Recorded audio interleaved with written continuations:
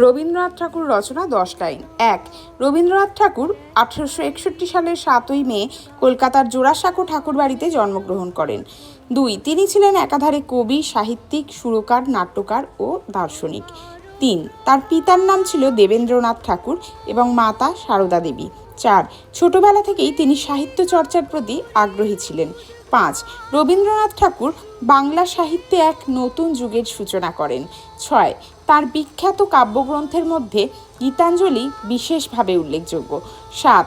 1913 সালে তিনি গীতাঞ্জলি কাব্যের জন্য নোবেল পুরস্কার লাভ করেন। 8. তিনি ভারতের জাতীয় সঙ্গীত জনগণ মন রচনা করেন। 9. শান্তিনিকেতনে তিনি বিশ্বভারতী বিশ্ববিদ্যালয় প্রতিষ্ঠা করেন। 10. 1941 সালের 7ই আগস্ট এই মহান কবির জীবনাবসান ঘটে। বাংলা সাহিত্য ও সংস্কৃতির বিকাশে তার অবদান আজও বহন করে চলেছে।